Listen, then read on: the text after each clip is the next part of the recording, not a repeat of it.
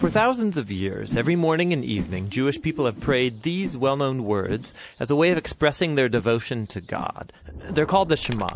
Hear, O Israel, the Lord is our God, the Lord is one. And as for you, you shall love the Lord your God with all of your heart, with all of your soul, and with all of your strength. We're going to look at the fourth key word in this prayer, heart, which in Hebrew is sometimes pronounced levav, or more often in a shorter form, lev.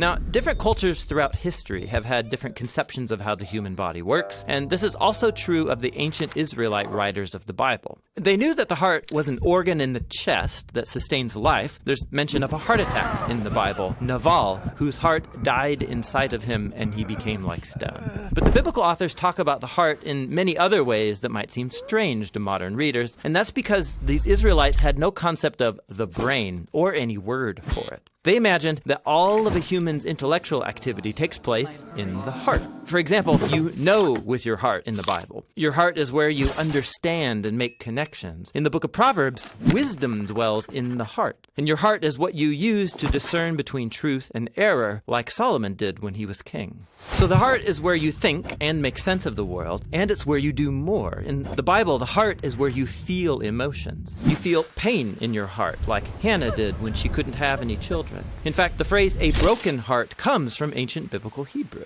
You also experience fear in your heart. Your heart can melt or be distressed. Your heart can even be depressed. But then, on the flip side, your heart is where you experience joy. In Hebrew, to be happy is to be good of heart, or to have a heart of joy.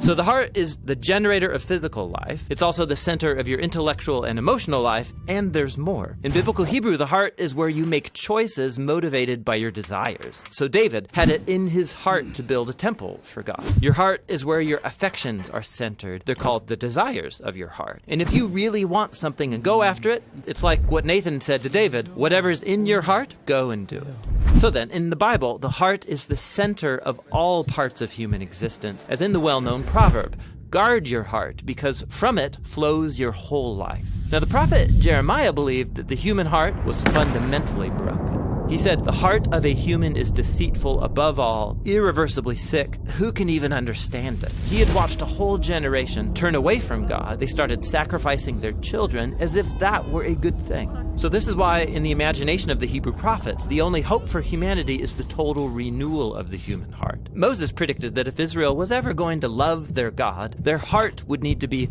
circumcised, which is a very vivid and surprising metaphor about removing evil and stubbornness from the human heart. David, after he committed murder and adultery, pleads with God to create in me a pure heart.